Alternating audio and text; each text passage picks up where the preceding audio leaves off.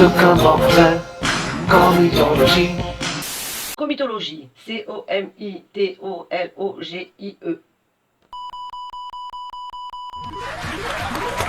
Et oui, mesdames et messieurs, la comitologie, un nouveau programme pour Emmanuel Macron.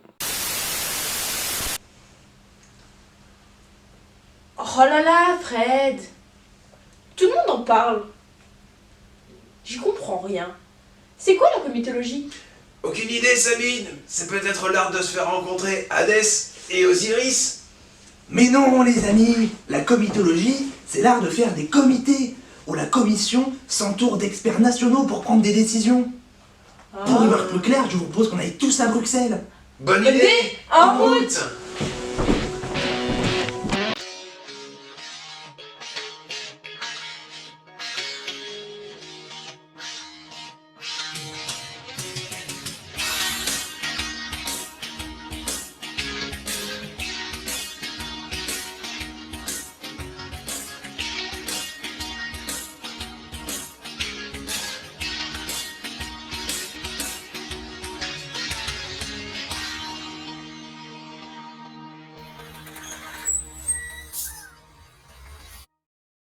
Ça y est, Jamy, nous sommes à Bruxelles.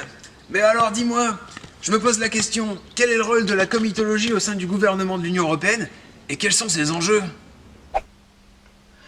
Eh ben Fred, avant tout, je vous propose de voir le fonctionnement actuel de l'Union Européenne avant de détailler ce point bien spécifique qu'est la comitologie. Donc, l'Union Européenne a plusieurs choix pour prendre des décisions. La Commission européenne est le moteur législatif de l'Union européenne. Elle est composée de 27 commissaires, un par État membre, et c'est elle qui propose des lois qui seront ensuite débattues par le Parlement européen, qui est composé de 751 eurodéputés, et par le Conseil des ministres, qui est composé des différents ministres des États membres. Le Conseil des ministres et le Parlement européen agissent ensemble pour l'adoption des lois européennes proposées par la Commission. Par certains mécanismes, le Conseil européen, composé des chefs d'État et de gouvernement, le Parlement européen et même les citoyens de l'Union peuvent proposer à la Commission de statuer sur certains points. Il faut donc avoir en tête que la quasi-intégralité des décisions européennes passe par la Commission. C'est l'acteur central de l'Union.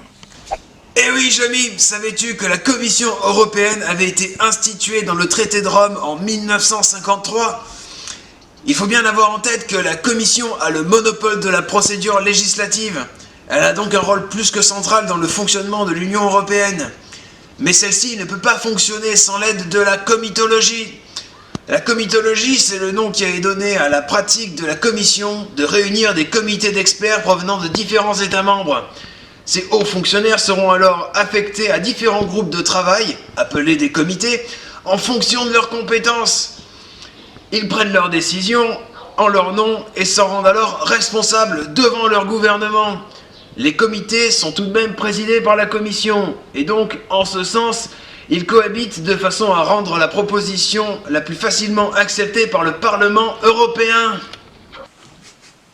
Depuis le traité de Lisbonne en 2007, la Commission européenne est susceptible de prendre deux types d'actes, définis aux articles 290 et 291 du traité sur le fonctionnement de l'Union européenne.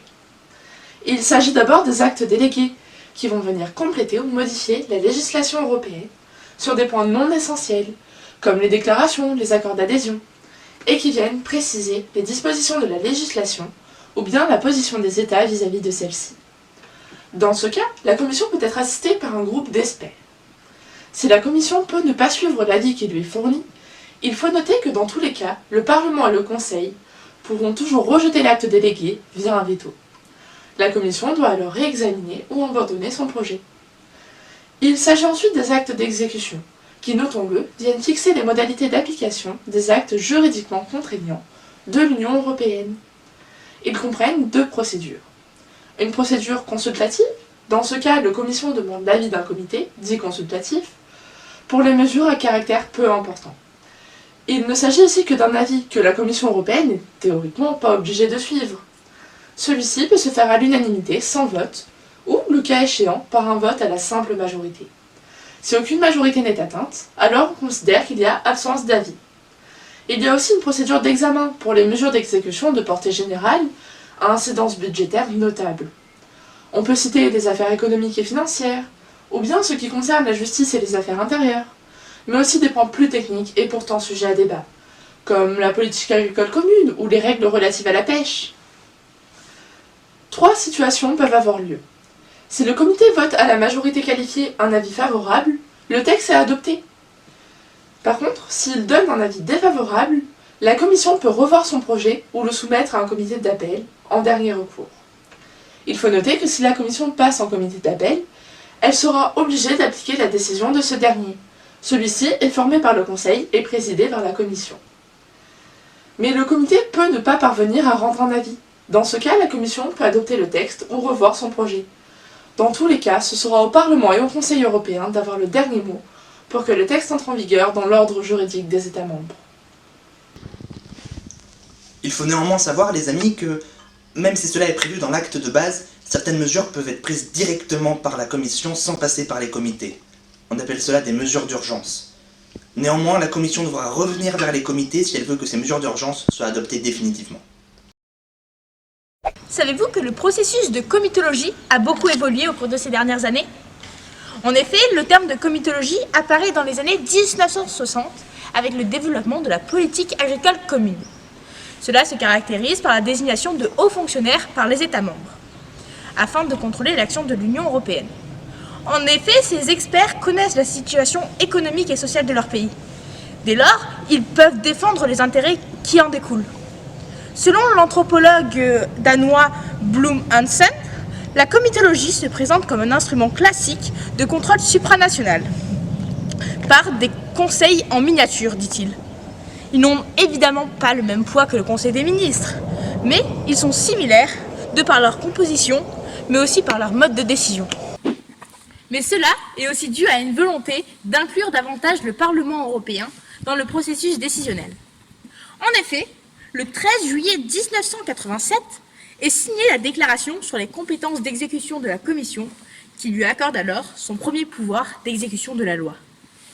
Le 20 décembre 1994, suite au manquement du pouvoir du Parlement européen, la Commission européenne se voit obligée d'informer dans les mêmes conditions et délais le Parlement européen des projets d'actes d'exécution de la loi. D'ailleurs, dans les résolutions du Parlement européen, on retrouve le texte du 16 septembre 1998 qui affirme assurer l'équilibre institutionnel après la modification de la procédure de codécision de manière à garantir la parité effective entre le Conseil et le Parlement européen. Le 28 juin 1999, le Conseil reconnaît alors au Parlement un pouvoir d'intervention si celui-ci considère que les compétences d'exécution de la Commission seraient dépassées. Nous sommes aujourd'hui en compagnie de Madame Duchemol, membre du Comité européen sur le budget. Bonjour Madame, pouvez-vous nous expliquer comment ont évolué les comités au sein de l'Union européenne? Oui, bien sûr, la comitologie est une notion complexe et qui ne cesse d'évoluer. Selon les chiffres offerts par la Commission et le Parlement européen, le nombre de comités dans l'Union européenne a fortement augmenté. En 1980, ils étaient au nombre de 207, en 1986, 310, en 1994, 424 et en 1998, 488. Ils se réunissent en moyenne 1 à 15 fois par an afin d'émettre un avis sur les mesures d'exécution proposées. Ce qui montre qu'il y a réellement une interdépendance entre l'ordre juridique de l'Union européenne et celui des États. La comitologie a alors pour but de consolider les pouvoirs du Parlement, mais aussi d'affirmer un certain contrôle de la part des États. Mais ces comités sont-ils parfaits? Ok, merci Cécile. Figurez-vous que la comitologie est soumise à de nombreuses critiques. Par exemple, Mediapart nous a révélé le 8 novembre 2015 que ces comités d'experts avaient, après le scandale de Volkswagen en 2015, assoupli les critères anti-pollution des voitures diesel. Le fonctionnement de ces comités est vraiment opaque. De plus, les membres de ces comités sont anonymisés.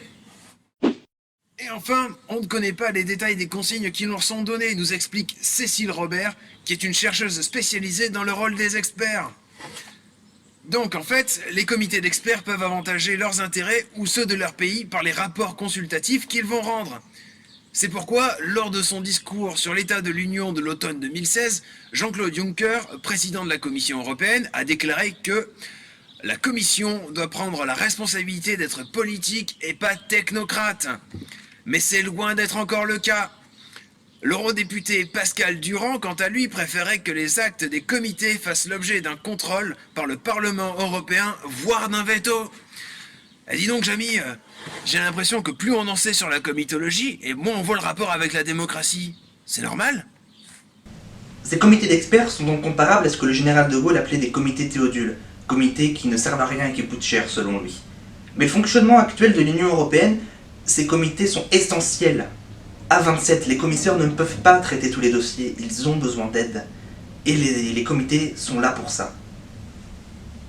Malgré le fait qu'ils soient influencés par des lobbies, et malgré le fait qu'ils soient totalement antidémocratiques, ils sont essentiels au fonctionnement de l'Union européenne.